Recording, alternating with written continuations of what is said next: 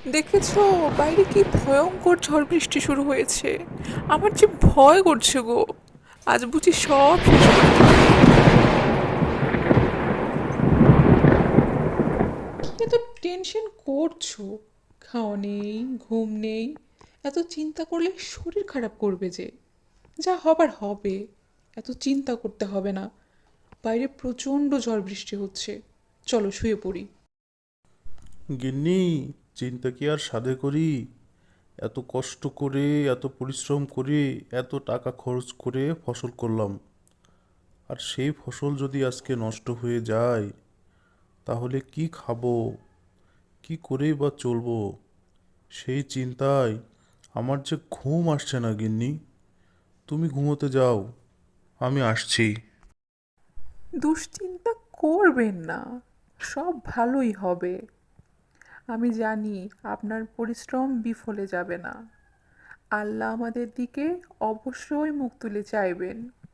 ঠিক আছে, আমি ঘুমোতে গেলাম।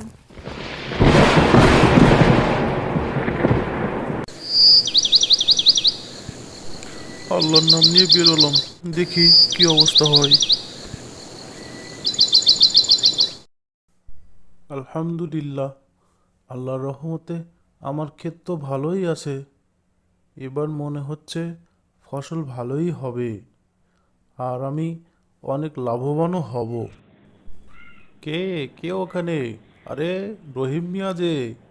কি ব্যাপার, এত সকাল সকাল ধান খেতে? কি খবর তোমার? মাস্টার মশাই, কাল রাতে অনেক ঝড় বৃষ্টি হয়েছে। আমি সারা রাত চিন্তায় ঘুমোতে পারিনি, তাই সকাল সকাল ক্ষেত দেখতে চলে এসেছি। খেতে কোনো সমস্যা হলো কি না?